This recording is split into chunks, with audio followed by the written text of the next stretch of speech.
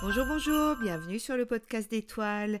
Voici quelques mots concernant la pleine lune du 27 décembre 2023 qui aura lieu à 1h33 heure de Paris. Elle se passe à 4 degrés 58 minutes, autrement dit 5 degrés du signe du Cancer pour la lune et du signe du Capricorne pour le soleil. Cette pleine lune, c'est la dernière de l'année 2023. Elle a lieu peu de temps après le solstice d'hiver qui, lui, aura lieu le 22 décembre à 4h27 heure de Paris. Le solstice, c'est un moment important et d'ailleurs on retrouve les aspects majeurs de ce solstice dans cette pleine lune. Vous le savez, le solstice d'hiver, c'est la nuit la plus longue de l'année. De très anciennes traditions célèbrent le retour de la lumière lors de ce solstice. En effet, à partir de cette nuit, les jours vont commencer à se rallonger. C'est pourquoi on est invité à allumer des bougies afin d'honorer aussi notre lumière intérieure. La nuit nous enveloppe, c'est un temps propice pour aller visiter notre monde intérieur et pour contacter nos ressentis et nos intuitions. Les sollicitations extérieures s'absentent, c'est le moment pour rencontrer cet espace sombre, cette obscurité fertile, afin de célébrer les mystères de la vie. Donc laissons émerger en nous une vision plus profonde, osons accueillir ce qui nous dépasse et ouvrons-nous à quelque chose de plus grand avec humilité et pourquoi pas émerveillement. Connectons-nous à ce qu'il y a de plus sacré en nous. Nous pourrions être étonnés de la qualité de nos recueillements en cette fin d'année. Les aspects de cette pleine lune vont dans ce sens. La lune est dans son signe d'origine, le Cancer. Le soleil est en face, en Capricorne. Le Cancer nous parle du passé, de l'enfance, mais aussi de là d'où l'on vient, de nos origines, nos liens familiaux aussi. Ça parle aussi de nos mémoires, de notre intimité. Avec cette pleine lune, il s'agit de porter un nouveau regard sur nos parents ou sur nous en tant que parents. Ça peut aussi concerner les énergies de l'enfance que l'on va voir autrement. C'est une énergie très personnelle, très intime. C'est un temps pour se relier à des ressentis et pour trouver un sens aux émotions. On est même d'ailleurs invité à mettre un peu de distance avec ces émotions afin de pouvoir les canaliser et ne pas nous laisser déborder par elles. D'ailleurs, les aspects que nous allons voir nous portent en ce sens. C'est un temps intérieur parfait pour faire la liste de ce que nous avons accompli en 2023 et de ce que nous voulons changer. Nous sommes invités à regarder les progrès que nous avons faits et de prendre un temps pour se féliciter du chemin parcouru. Et puis, bien sûr, de regarder ce qui reste à faire et de prendre les bonnes décisions. D'ailleurs, on pourrait en profiter pour faire un petit rituel avec de la sauge, par exemple, pour nettoyer la maison des atmosphères du passé, des tristesses, des émotions. Et une fois fait, on pourrait se poser dans notre intérieur. Et là, il sera temps alors de se connecter à ce ressenti délicieux, se sentir chez soi, protégé et en totale sécurité malgré nos zones de vulnérabilité. Cette pleine lune, pour les aspects, fait de nombreux sextiles. J'en ai compté 6. Il y a 6 sextiles qui font chacun 60 degrés. Alors, amis numérologues, à vous de jouer. Il y a un sextile entre la Lune et Jupiter, entre Jupiter et Saturne, entre Saturne et le Soleil. Il y en a aussi un entre Pluton et Neptune, Pluton et Vénus, et Mars et le nœud sud. Enfin, ça fait quand même beaucoup. Donc, voyons les aspects qui nous semblent importants. Un sextile, c'est un aspect qui favorise la coopération entre deux planètes. C'est aussi un aspect qui facilite la communication et la concrétisation. Alors, Jupiter est au sextile de la pleine lune. À noter d'ailleurs qu'il sera stationnaire les derniers jours de l'année 2023, exactement sur le degré de l'éclipse du 28 octobre dernier. Il va donc potentiellement nous donner une réponse à ce qu'on a vécu à ce moment-là, un nouvel indice. On va peut-être voir sous une nouvelle lumière ce qui s'est passé, vous voyez ? Il nous apporte du soutien, et il nous apporte des ressources, une confiance en ce qu'on ressent. Jupiter en taureau, c'est le signe de la fertilité, le taureau. Et il y a quelque chose du futur qui est en train d'éclore.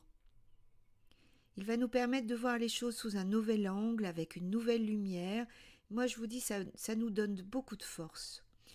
Jupiter est aussi au sextile de Saturne et la conjonction a eu lieu il y a 3 ans, en décembre 2020. Ce n'est pas sans nous rappeler une certaine époque. Et c'était l'initiation d'un nouveau départ. Il y a quelque chose qui a émergé lors de ce temps suspendu pendant cette conjonction. Aujourd'hui, le temps est venu de le concevoir, d'y consacrer de l'énergie si on ne l'a pas encore fait. Et ce sextile durera jusqu'en janvier. Donc c'est vraiment un temps de concrétisation. Saturne donc forme un sextile à Jupiter, c'est réciproque, et au Soleil. Il nous apporte de la force, de la stabilité émotionnelle. Nous acceptons, je pense, notre part de responsabilité. Ces énergies permettent d'accepter des limites, les limites des autres, les limites à soi aussi. Accepter que nous faisons tous du mieux que nous pouvons. Et je pense que cela peut nous apporter beaucoup de paix à l'intérieur de nous. En tout cas, c'est une énergie qui stabilise et qui nous aide à prendre de nouveaux engagements concrets avec soi. Il apporte un temps de réflexion. C'est un aspect qui nous donne de la confiance, de la discipline, le sens de l'organisation et l'art de la maîtrise. Nous avons Vénus aussi qui est au sextile de Pluton, donc ça c'est une véritable puissance de créativité qui peut s'exprimer ici. Tous les gens qui recherchent cette puissance, elle est disponible. Mercure est rétrograde. Je vous invite à regarder d'ailleurs ma vidéo à ce sujet. Il est conjoint à Mars, ce qui d'une certaine manière aiguise notre esprit. Il forme aussi un très beau trigone à Jupiter rétrograde lui aussi. Et donc ça nous propose de revoir notre façon de juger les situations. Et ça nous offre une nouvelle capacité à les comprendre, à les analyser. On est apte à construire un nouveau mental en étant capable de faire face aux difficultés actuelles. On peut donc penser et créer notre vision du futur. C'est une énergie aussi ici très puissante. Mercure conjoint à Mars indique de possibles changements de plan et des délais aussi avec la rétrogradation. On peut aussi risquer de s'emporter. Donc si on sent une énergie de feu monter à l'intérieur de nous ou si on perçoit que nous sommes un peu trop intempestifs, si j'ose dire, il sera peut-être bon de prendre un temps de respiration, de prendre du recul avant de parler. On peut aussi être attentif à rester ouvert, adaptable, flexible, et ne pas se laisser emporter par trop de réactivité. Chiron, lui, est stationnaire, il nous aide et il nous guide dans cette confiance en notre individualité. Il est conjoint au nœud nord. D'ailleurs, l'année 2024 sera chironienne de mon point de vue. Chiron, il sera conjoint, vous vous rendez compte, à la nouvelle lune avec éclipse du 8 avril 2024, juste avant la conjonction exacte du 21 avril entre Jupiter et Uranus, deux géants planétaires. Ça se passera en Taureau et le 21 avril justement, Vénus, le maître du Taureau, sera en exacte conjonction avec Chiron. Alors ceux qui ne connaissent pas trop l'astrologie, cela ne vous dira rien tout ça, mais Chiron vient nous interroger sur qui suis-je ? Qui suis-je dans cette famille, dans cette société, dans ce monde ? Et le 8 avril, ce sera un moment fort pour notre conscience collective. Nous y voyons une nouvelle conscience planétaire qui se manifeste. Voilà un moment à étudier avec grand intérêt. Et on en reparlera plus précisément plus tard, je pense. J'en profite pour vous annoncer que je donnerai un enseignement sur 2 jours sur Chiron, fin mars, et je ferai une conférence à ce sujet en avril à Montbrison, où il reste encore de la place, et en mai à Saint-Brieuc, mais là c'est déjà complet. Alors parlons de Pluton qui est à 29 degrés du Capricorne, le dernier degré du signe. C'est un degré que l'on dit dans notre jargon astrologique anarétique. Autrement dit, ça veut juste dire que c'est le dernier degré d'un signe ou d'une maison et qui a en charge de récapituler l'enseignement du signe en question. Donc c'est un degré en lien avec le bilan pour préparer la transition. Et ici, il va manifester comme une urgence de plus en plus forte pour terminer le travail que Pluton est venu faire en Capricorne, c'est-à-dire de transformer ce que symbolise ce signe, comme par exemple les structures gouvernementales, sociétales qui sont obsolètes, telles que les hiérarchies verticales par exemple. Il sera à début Verseau, puis il reviendra à 29 degrés du Capricorne en janvier, septembre, octobre et novembre 2024.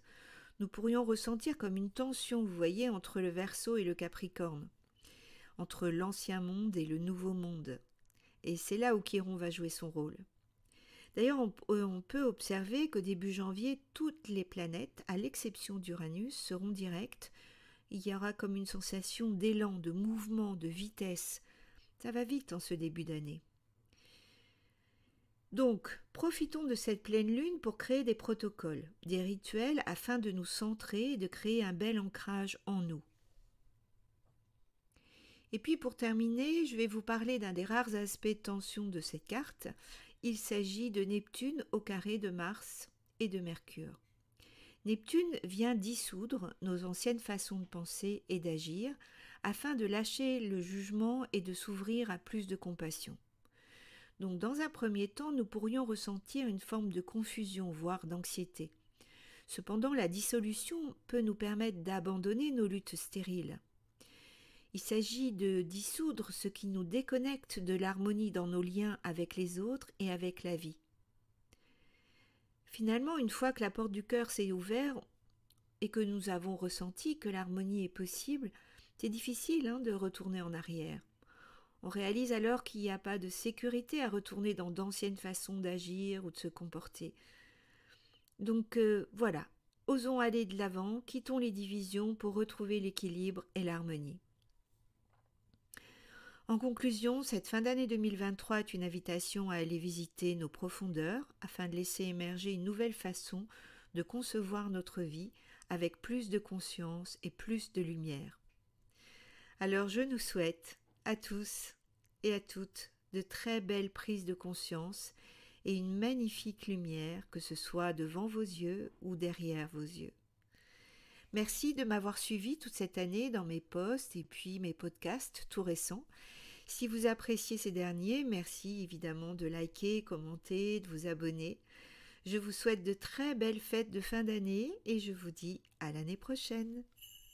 À bientôt.